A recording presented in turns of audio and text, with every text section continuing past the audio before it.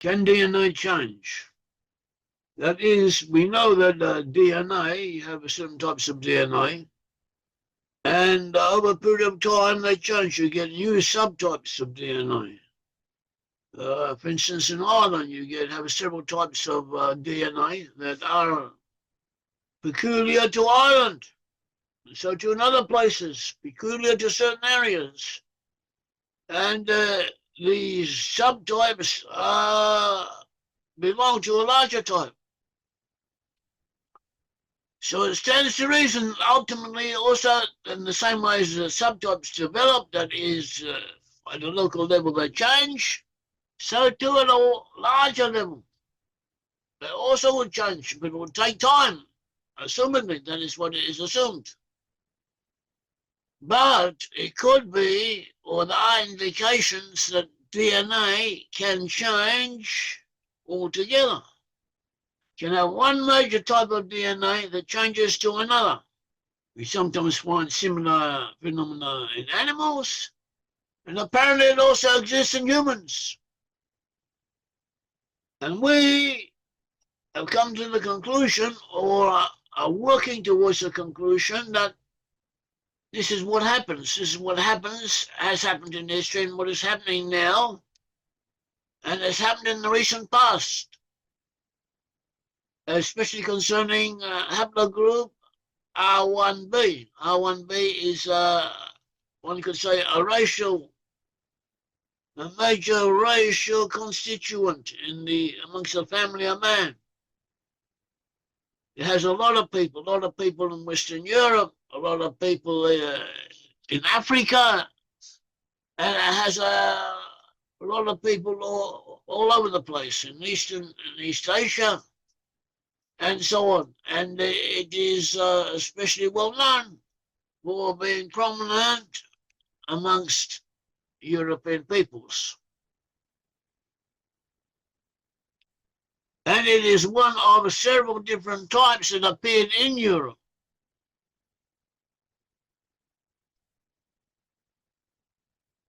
The earliest types of human remains in Western Europe, they involved the Western hunter-gatherers.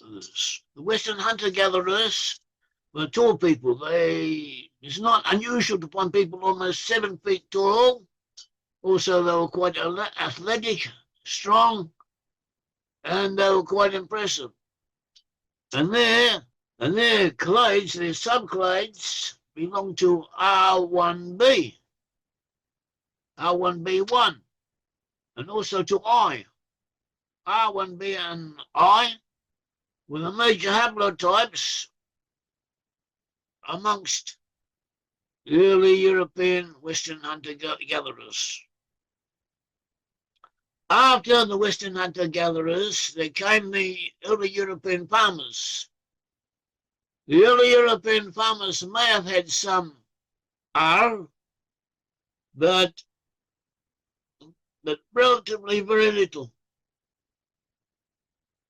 Some reports say they didn't have any, others report them to have had very little. It was not their major haplotype. The haplogroups were mainly H2, I, G2, and especially G2A.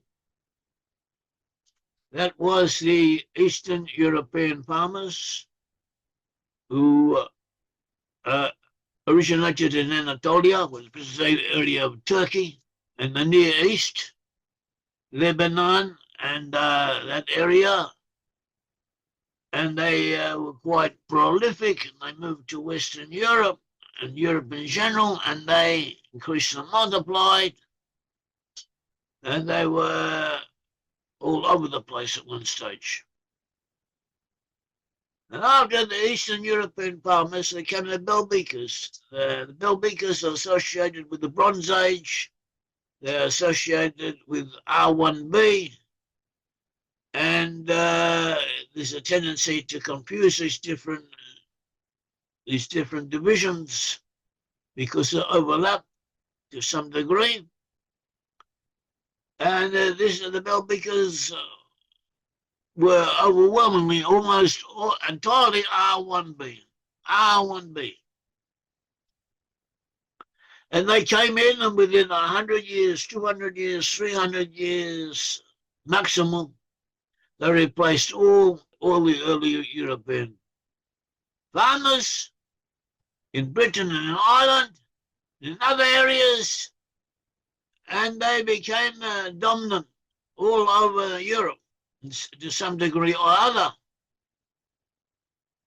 In Britain and Ireland, they replaced 90% of the males.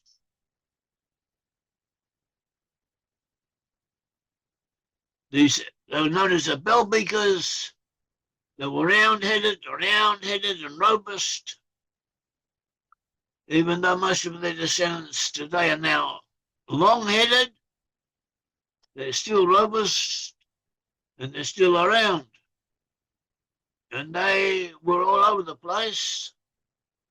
The Bell-Beakers were especially prominent, as we said, in the British Isles, also in France, in Italy, in Scandinavia, in Germany.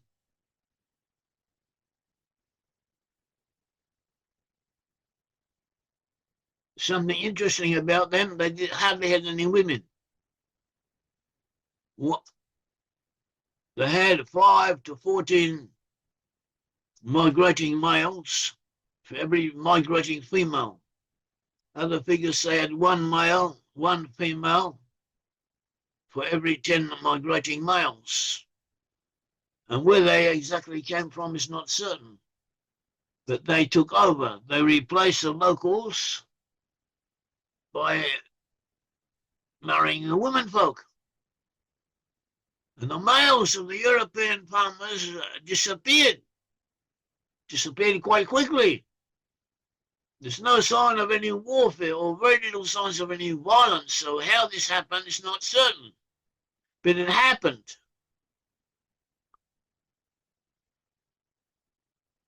The R1B of the Bell-Beaker community, they replaced all, or nearly all, of the European farmers and the early hunter-gatherers in the places they settled.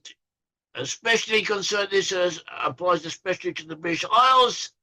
Elsewhere, places such as Germany was not. There was also a replacement did take place, but it was somewhat less absolute than it was further west. This is one thing. How did they replace? Where did their women come from? What happened to their women?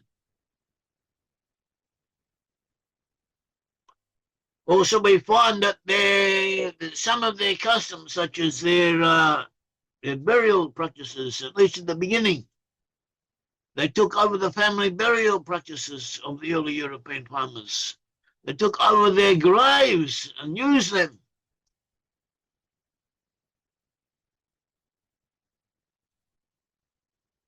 And so that is one point. Another point is that something similar happened in Poland and to the east. But in the east, you didn't have R1B.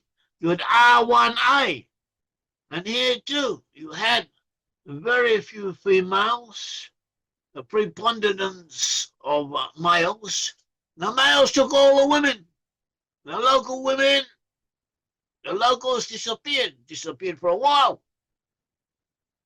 The locals were I1. They had been there before the R1A people came in, and they were replaced by the R1A people. Then at some stage in the Iron Age, they came back. The I1 people came back and replaced the R1A. The males replaced the R1A males. And then later, they were replaced once again. The R1A people again replaced them, and until this day they are replacing them. This has continued. So how do we explain that? There are no real explanations. But it could be that the DNA changes. That is a solution we are interested in. We are working towards. We believe there's something to support it. the DNA changes under certain conditions. DNA can change from one haplogroup to another, and it can change relatively quickly. Find a similar phenomenon in animals, as we've spoken of in the past. So it also apparently happens in humans. DNA can change. DNA haplogroups can change, and a new haplogroup can come forward and replace the old one quite quickly in quite a dominant way.